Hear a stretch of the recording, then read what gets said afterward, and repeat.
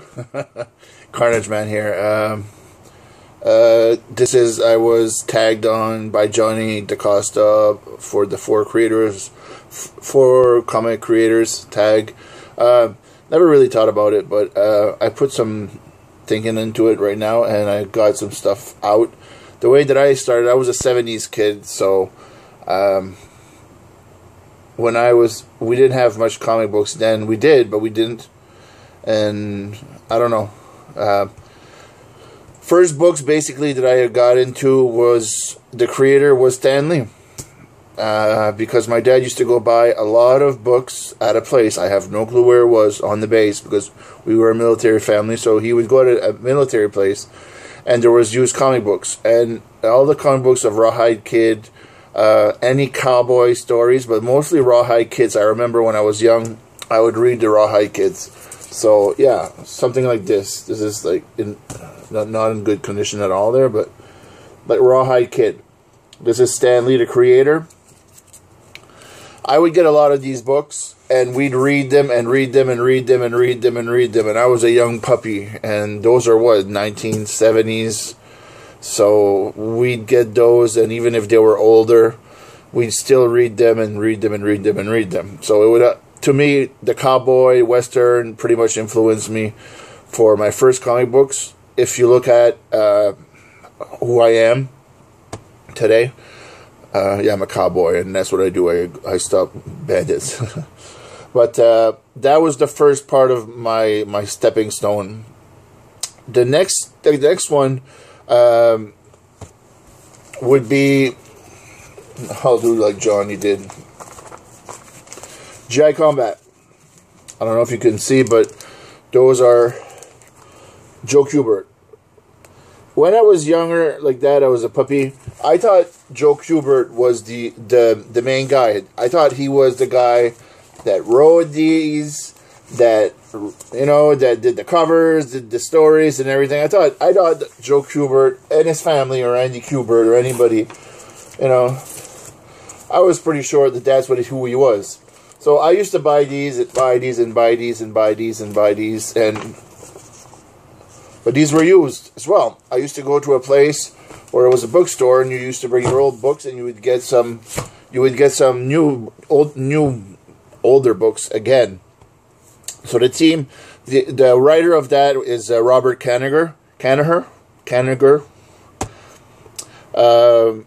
Again, that artist, it's funny because later on, the writer is Robert Kanigher. Later on, he's going to write the Suicide Squad, the first run, the Suicide Squad in World War II, with Deadshot, Captain Boomerang, I think Tigra was there, and there was Rick Flag was there. I read all those books, all of them. I still have the run, and I actually kept it in really good shape. So it was pretty cool for me to have that. And Robert Kanigher, is the writer of that as well. So that's pretty cool. So I was following the same format as G.I. Combat, like Unknown Soldier, Sergeant Rock, Sergeant Fury, all those books, but mostly G.I. Combat and All War, Out War. That was Robert Kanigher. So yeah, after that, because I would come to an age where, I needed to see something better than just war, so I wanted to have a story. I had a buddy of mine, and he had all the comic books for Rome, or Rom, the comic book, which was the Rom the Space Knight. And he had all the series. Like, I'm not joking. So he lent me the series, and he told me, when you're finished with it, bring it back. Yeah. The writer was Bill Mantlo. Of course, some people know him. He did Spectacular Spider-Man, did some Hulk, Iron Man. Yeah, and most notably, what did he do? He co-created Rocket Raccoon.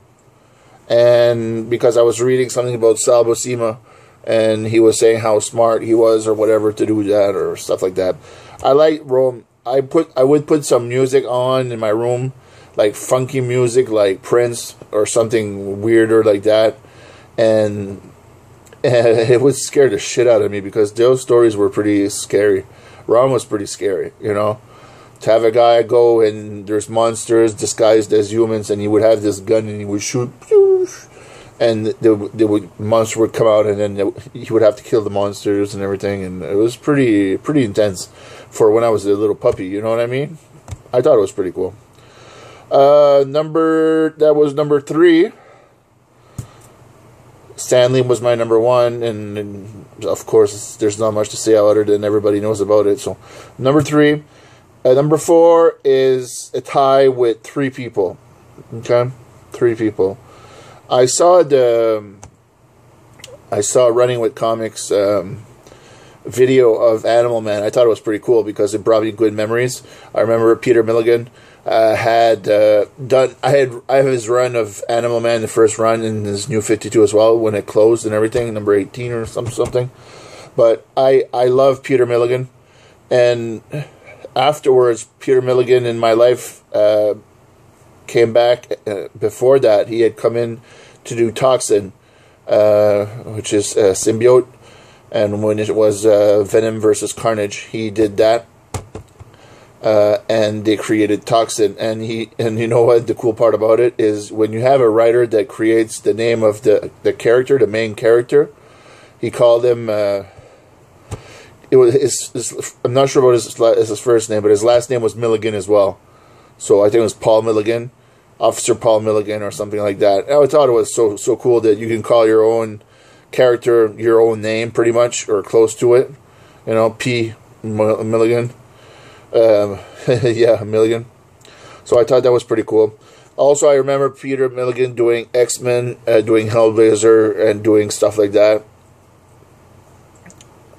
It's funny because you don't really, at that time, you're young, and when you're younger, you don't notice stuff like that.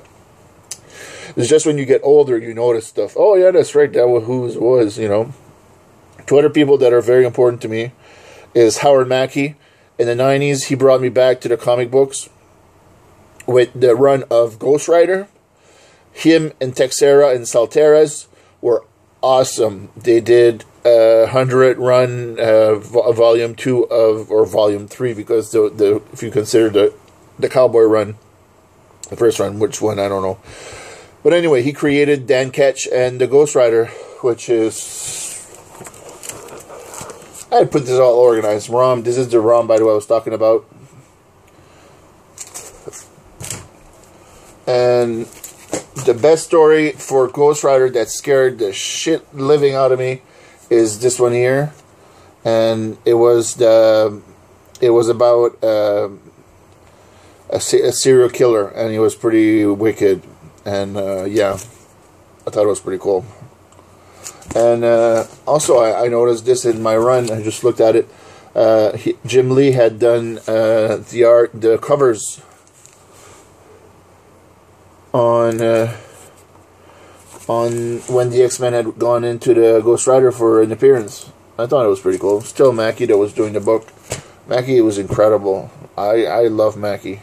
It's pretty cool. And the last one is Charles Soule. One reason why, okay?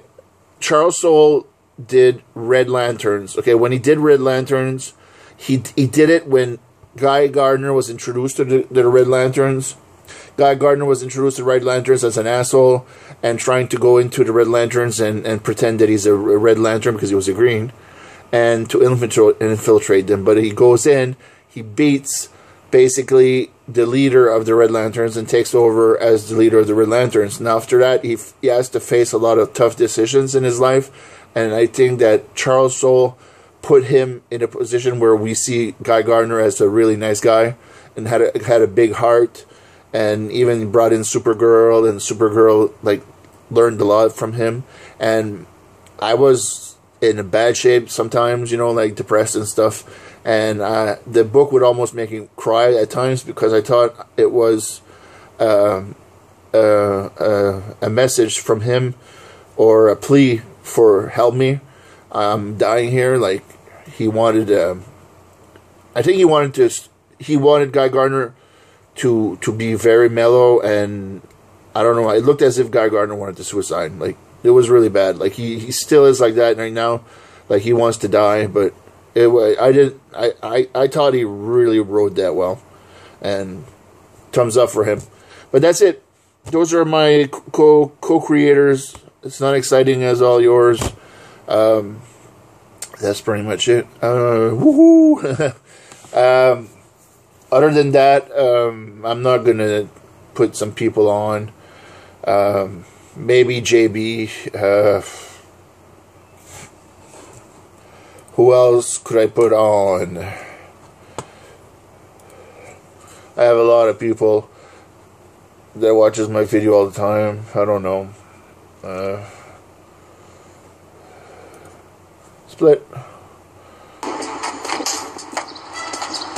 JB, Sarge, TD, Collector of Stuff, Adam Dave, yes. But yeah, but I don't know. I'm sorry. This is the end. I might cut this end at all completely out too. I'm sorry. I'm feeling bad now. I feel kind of sad. Okay. Thumbs up. See you later. Carnage-Man out.